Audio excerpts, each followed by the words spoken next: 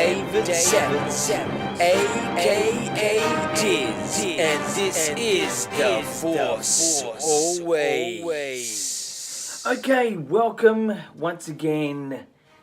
It's that time for Star Wars news, views, reviews, and interviews by myself. Let's get on with the Star Wars news.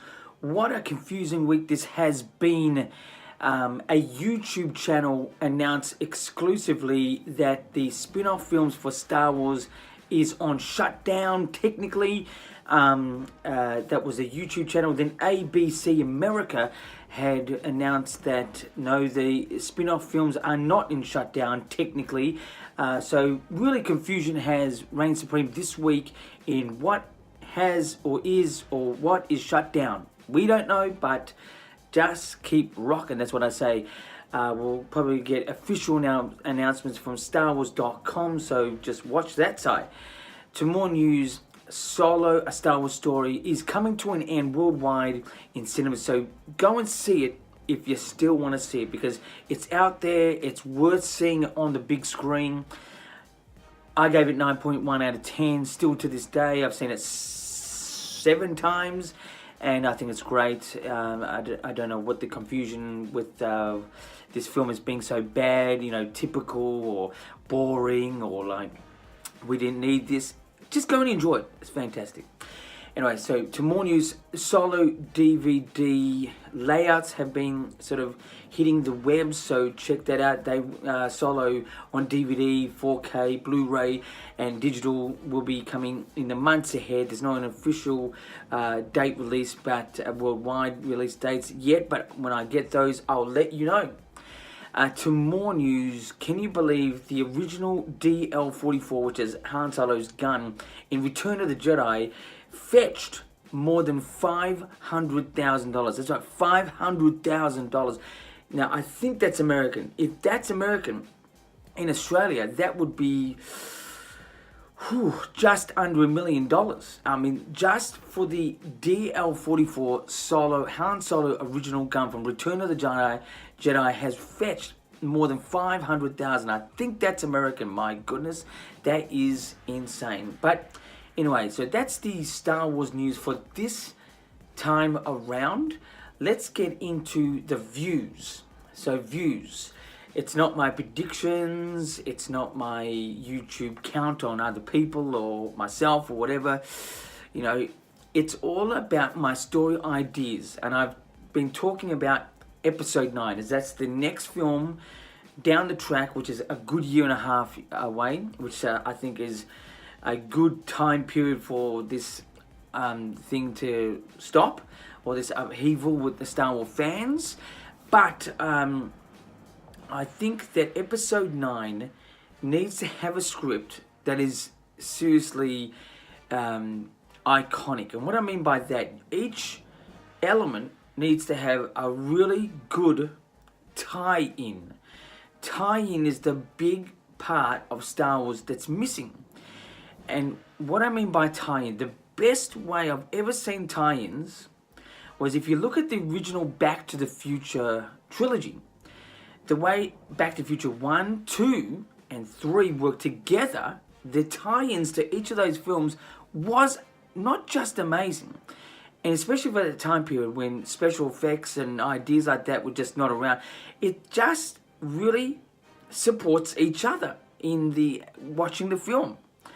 I remember Back to the Future 1 was like, was great. It was iconic. Number 2, even though it was a little bit far out, out there with its futuristic sort of ideas, it sort of tied in to Back to the Future 1 really well. I thought, man, this is great. Now, by the third one, it was sort of a Western sort of feel. And I thought, oh my goodness, this is going to be like boring, cowboys and Indians. But actually, it had such a great conclusion, tying in again with the other 2 films. So the tie-in element to Episode 9 is very crucial. I think Rey needs a great iconic evil person after her. As I've suggested, Kira from Solo should become a full evil person by that point. She'll be quite old, but you could create the actress to be old anyway. I think that would be a great, one-on-one duel. I think Luke Skywalker needs to come back in ghostly form and needs to sort of embody a Darth Vader suit that Kylo Ren has recreated. I know that's a bit out there, but I think that would create, a callback, but at the same time, sort of Kylo Ren's desperation. I think that would be great. I think Finn and Rose need to be, come together. I think that is a great love story there, but you need to really work on a love triangle between Rey, Finn, and Rose for that to really work. So they're my sort of rough ideas at the moment. There's 3 points to make episode 9 a real sort of concluding end. But as my lights sort of on sees here, that was my views for this time around. So let's get into the reviews.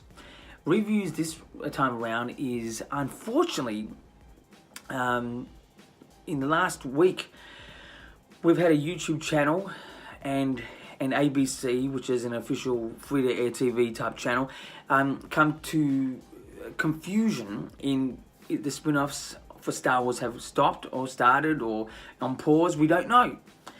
But I think the whole exclusive was not, sort of set out to be an exclusive coming from Star Wars. Someone had set them to do it. I thought that was a little bit indirect. ABC being a part of Disney, that was more direct. I think there's a whole lot of people sort of trying to decide what to do and when to do it, how to do it. But I think the confusion has caused a really continual unrest with Star Wars fans, hardcore Star Wars fans. So I reckon, personally, just hold off. Let's just wait for the announcements through StarWars.com. The whole transpiration of this week has caused it to be really flat and about, I don't know, I give this about, a 1 out of 10 feel. I'm one of these fans that loves a lot of the Star Wars for the good reasons and the bad reasons. That's all of the Star Wars episodes. Even, the animation, which can be very lame, but still, full of information. But, YouTube channels are becoming a real bad influence and a bad confusion to what stories should be said. That's in my opinion. I'm one not to sort of push my opinion in such a way that, this needs to be done or that is it. I just sort of put it out there, a bit of fun. It's how it should be. Anyway, so that's the reviews. It's an unusual review because it's all about the YouTube channels versus free-to-air TV. Who was Disney or Lucasfilm really sort of making it exclusive to? We don't know, and it's just caused a sort of a very flat feel. That's the review for this time around. Let's get into the interviews. Interviews is 2Q. That's 2 questions that I'll ask myself for you guys out there. Sort of lending from the last sort of part, which is the review. But is YouTube causing confusion? And I'll say yes. Absolutely yes. A lot of the time, the YouTube channels that I watch, and probably you guys watch as well, are causing what they want to happen, and it happens, then they don't like what happens. That to me is, if you're not wanting that to happen, don't push it out there. Because I'm sure story writers for Star Wars and even the film creators and stuff like that do check this for what should be, as possible ideas, possible inspiration. I think personally, YouTube channels have become such an influence in decision making by fans and even executives from Star Wars that it's causing confusion. So, the way I go about watching a Star Wars movie is I look at it and I go, right, I enjoyed it. I didn't enjoy this. I didn't enjoy that. I enjoyed this. I enjoyed that. But I don't let it be like an absolute disgust. So it causes, unnecessary negative feelings. I just accept the story as it is. Personally, I would have created certain things in certain ways, how it's said, how it's portrayed, but YouTube channels have become such influence. And here's the proof: if you watch The Last Jedi DVD or Blu-ray, 4K, whatever you like, and you watch the director and the Jedi, it actually starts off with a whole lot of YouTubers in reporting the news and just sort of expressing their opinion in a very, cut up sort of way. And it just shows that Disney's listening and watching these things, and it is actually an influence on how stories of Star Wars are being sort of, begun and maybe ended. YouTubers, it's really that where the hardcore fans have gone to become YouTubers like myself. I'm a hardcore YouTuber, hardcore Star Wars fan, but it is causing confusion. It just needs to sort of, if you want a certain type of story, stick with it. If you don't, just let it be. My second question is, who should we believe? Should we believe the YouTube channels, or should we believe like the ABC, which is American ABC, the TV broadcasting network? Who should we believe? I think the best answer to this is just believe official statements that come on StarWars.com. That's the absolute end. Believe that.